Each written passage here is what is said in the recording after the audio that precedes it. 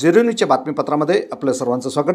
Federation of Maharashtra मुस्लिम संघटनेच्या वतीने जिल्हास्तरीय मुस्लिम मेळावा संपन्न। फेडरेशन ऑफ महाराष्ट्र मुस्लिम संघटनेच्या वतीने मुस्लिम समाजाच्या नागरी समस्या तसेच वक्फ बोर्ड नोंदणीबाबत येणाऱ्या समस्याचे निराकरण करण्यासाठी उम्मीद पोर्टल याबाबत मार्गदर्शन करण्यासाठी जिल्हास्तरीय मेळावा NR लॉन अहमदनगर येथे आयोजित करण्यात आला होता। या कार्यक्रमात सेवानिवृत्त RJ शेख साहब सत्र न्यायालय लातूर यांनी वक्फ बोर्ड उम्मीद पोर्टलची नोंदणी व येणाऱ्या अडचणीबाबत मार्गदर्शन केले। तसेच मौलाना अनीस अशरफ साहब सदर रजा फाउंडेशन मुंबई, मौलाना आगा रूह जफर साहब शिया जमात मुंबई, मौलाना जलील अंसारी साहेब अहले हदीस जमात मुंबई, अब्दुल असीफ भाटकर जमाते इस्लामी हिंद मुंबई, मौलाना इलियास खान फलाही साहब अध्यक्ष जमाते इस्लामी हिंद महाराष्ट्र, मुजीब साहब जालना आदी मान्यवर मुस्लिम समाजाच्या शैक्षणिक आणि सामाजिक विकास याबाबत मार्गदर्शन केले। मुस्लिम मेळाव्यात मुस्लिम समाजातील बुद्धिजीवी आणि सामाजिक विचारवंत तसेच मुस्लिम धर्मगुरू आदीची उपस्थिती लक्षणीय ठरली।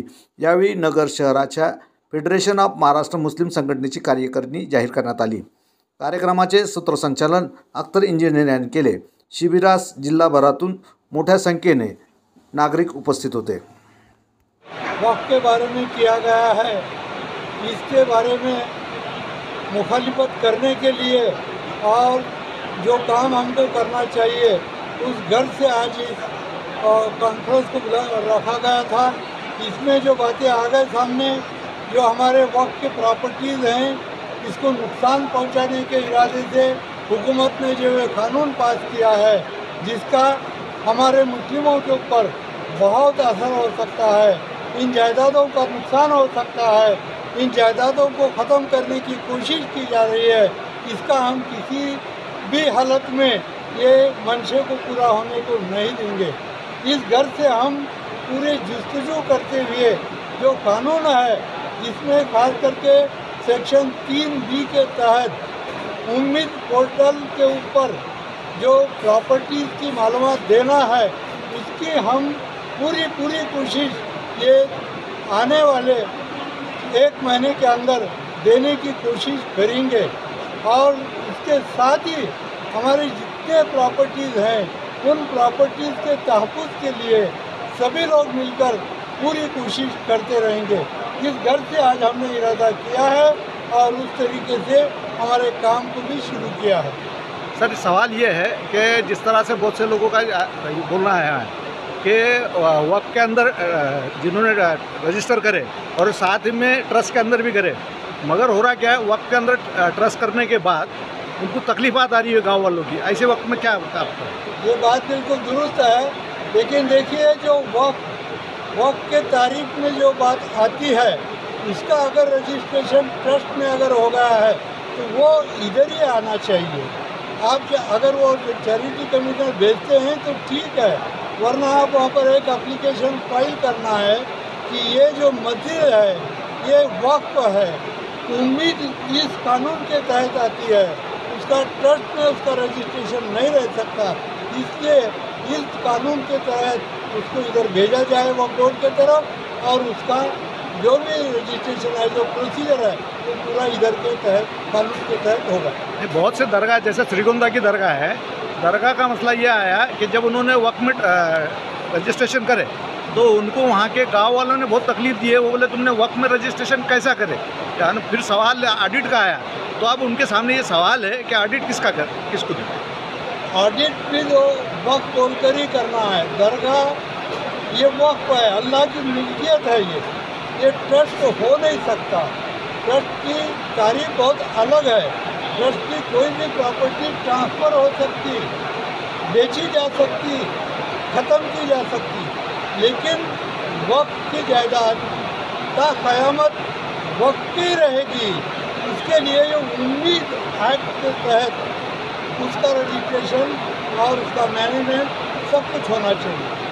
फेडरेशन ऑफ महाराष्ट्र मुस्लिम, इस फेडरेशन के क़याम की एक कोशिश अहमदनगर में की गई।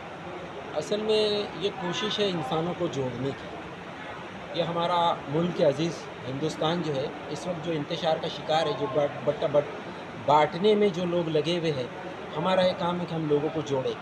ये फेडरेशन सिर्फ इसलिए नहीं बना है कि ये मुसलमानों को जोड़े और मुसलमानों के साथ में जो है वो वक्फ बोर्ड की प्रॉपर्टी के जो उसूल के लिए कोशिश करे, बल्कि ये कि एक अजीम सरमाया है जो पूरे मुल्क की खिदमत के काम आ सकता है। तो हम ये फेडरेशन के ज़रिए से तमाम मुसलमान आपस में जुड़ के हमारे पूरे हिंदुस्तान के तमाम मज़हब के तमाम मिल्लत के लोगों के साथ में जुड़ के इस मुल्क के सामने ये जो बड़ा मसला आया है, डिवाइडेशन का जो मसला आया है, इसको ख़त्म करना चाहते हैं। ये फेडरेशन यकीनन मुसलमानों के वक्फ बोर्ड के इशू को हाथ में लेके काम कर रहा है, लेकिन इससे हासिल होने वाली तमाम हमारी आपस के अंदर जो ताकत हमको मिलेगी वो सिर्फ़ इसलिए होंगी कि हम इस मुल्क के ज़रिए से पूरी दुनिया को जो है इत्तेहाद का एक पैगाम दें और पूरे हम आगे बढ़कर इस ज़िम्मेदारी को कबूल करें कि हम हमारे मुल्क के अंदर कोई इंतशार की कोशिश को आगे पनपने नहीं देंगे, बढ़ने नहीं देंगे।